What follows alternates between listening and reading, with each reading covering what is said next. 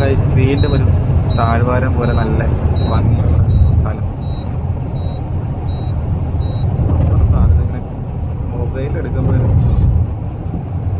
പ്രശ്നം, അത് മറഞ്ഞു പോയി. നിങ്ങൾക്ക് ഭാഗ്യമില്ല ഗൈസ്, എന്ത് ചെയ്യാനാണ്. പറന്നാണ് പോകുന്നത്, പറന്ന് അവനിപ്പോൾ പോയിട്ട് അതിൻ്റെ പുറകിലേക്ക് പോയി ഇടിക്കാനാണ് ഇത്ര ആവശ്യത്തിൽ പോകുന്നത്. തിരിച്ച്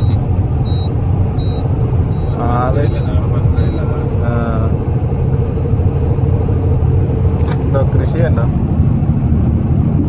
ഒക്കെ കൃഷിയാ. ഇപ്പം മഴ കുറവാണെന്നൊക്കെ പറഞ്ഞാലും ബോംബെ ആ ഭാഗത്തേക്കൊക്കെ ഭയങ്കര മഴയാണെങ്കിൽ ഇങ്ങോട്ട് അങ്ങനെ മഴ പെയ്തിട്ടില്ലല്ലോ.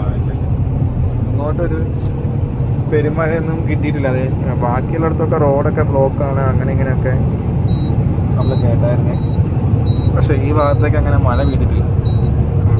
പ്രദേശങ്ങളിലാണ് മഴ ഇപ്പോൾ പെയ്യണത്. കടലോര പ്രദേശങ്ങൾ കേരളത്തിലൊക്കെ ഭയങ്കര മഴയാണെന്നൊക്കെ പറയുന്നത്. എല്ലായിടത്തും കൃഷിപ്പാടങ്ങളാണ്, എല്ലാം കൃഷിയാണ്. നമ്മുടെ ഇങ്ങോട്ട് അങ്ങനെ മഴ കിട്ടിയിട്ടില്ല. ചെറുതായിട്ട് ഇങ്ങനെ ഒരു പൊടിമഴയില്ലേ, അത് പെയ്യേ, അല്ലാതെ ഒരു സ്ട്രോങ് ആയിട്ടുള്ളൊരു മഴ. പക്ഷെ ഈ പൊടിമഴ മതി, ഇവിടെ ഒക്കെ ഫുള്ള് ചെല്ലിയാണ്.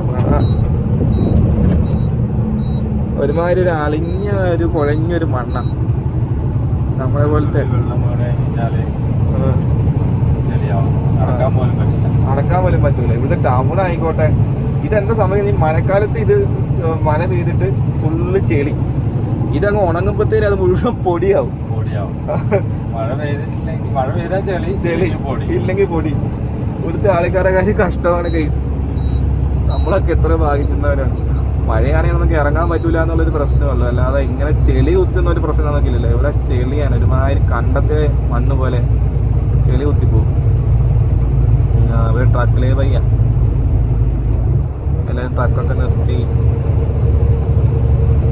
അവിടെ ഒരു ഇതുണ്ടല്ലേ, എയർ എന്നുള്ള സ്ഥലമില്ല നിർത്താൻ. ഗ്രീസ് അടിക്കുന്ന ഇങ്ങനെയൊക്കെ ഓരോ സ്ഥലങ്ങൾ കിട്ടുമ്പോൾ ഈ ലോറിക്കാർ നിർത്തുന്നത് തന്നെ. ഈ ഗ്രീസ് അടിക്കുന്നവര്, അതുപോലെ പഞ്ചർ ഒട്ടിക്കുന്നവര്, അങ്ങനെയുള്ളവരെ കാണാം. സത്യം പറഞ്ഞാൽ അതൊരു ആവശ്യകതയാണ് ഇങ്ങനെ ലോങ് ട്രിപ്പൊക്കെ പോകുമ്പോഴേ.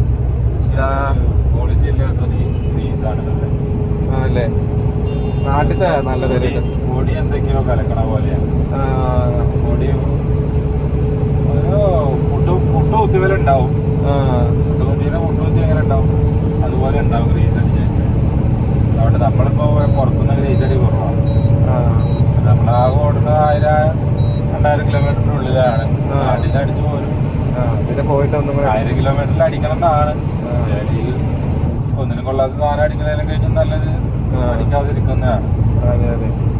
ഈ മൈസൂരൊക്കെ കയറി ഇറങ്ങുന്ന കൊണ്ടിൽപേട്ടൊക്കെ ആകെ 100 രൂപ 150 രൂപയുള്ളൂ ഗ്രീസ് അടിക്കാൻ. പക്ഷെ അതിനൊന്നും കൊള്ളാത്ത ഗ്രീസാണ്. അതാണ്. അവിടെ എന്തോ ഒരു ഇൻഡസ്ട്രി ഉണ്ട്. പൂട്ടിപ്പോയെന്തോ. അതുമൊക്കെ ഗൈസ് ഒരു പ്രേതാലയം പോലെ കിടക്കുന്നുണ്ടോ. എത്ര പേരുടെ ജോലി പോയി കാണും അല്ലേ ഇത് പൂട്ടിപ്പോയപ്പോൾ. ഈ പറഞ്ഞ പോലെയാണ് എന്തോ പൂട്ടിപ്പോയി ഗൈസ്, മൊത്തം തുരുമ്പ് പിടിച്ച് പോയി. എന്തിനാന്നല്ല, അവിടെ സൈലം ഉണ്ട്, എൻ്റെ സ്റ്റോറേജ് ടാങ്ക് ഉണ്ട്.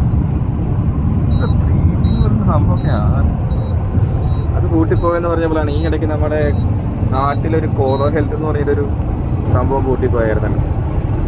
കുറേ പേർക്ക് ജോലി പോയി, 100-100 പേർക്ക് ജോലി പോയെന്ന് തോന്നുന്നു. ഇങ്ങനെയൊക്കെ ഓരോന്നൊക്കെ വരുമ്പോൾ പെട്ടെന്ന് നമുക്ക് എന്ത് ചെയ്യാൻ പറ്റുമെന്ന് അറിയത്തില്ല. കാരണം നമ്മളതിനെ ആശ്രയിച്ച് ജീവിക്കുന്നവരാണല്ലോ. ജോലി ചെയ്യുമ്പോൾ ഒരു ബുദ്ധിമുട്ട്, അത് വല്ലാത്തൊരു ഇതാണ് പെട്ടെന്ന് ഒരു സാധനം പോകുമ്പോൾ. പിന്നെ എന്തുവാ പറയുന്നത്, ഈ മൾട്ടിനാഷണൽ കമ്പനിയൊക്കെ അങ്ങനെയാണ്. അതിപ്പം പറഞ്ഞിട്ട് കാര്യമൊന്നുമില്ല.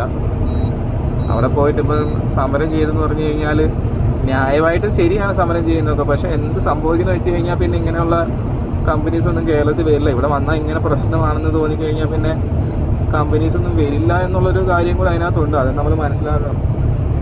കാരണം ഈ പിള്ളേരൊക്കെ പഠിച്ചിറങ്ങിയിട്ട് ജോലി വേണമല്ലോ. 5 മിനിറ്റ് ആറായി. ഞാനപ്പോൾ ഈ വീഡിയോ നിർത്തുകയാണ്. അടുത്ത വീഡിയോയിൽ വീണ്ടും കാണാം ഗായ്സ്, ബൈ.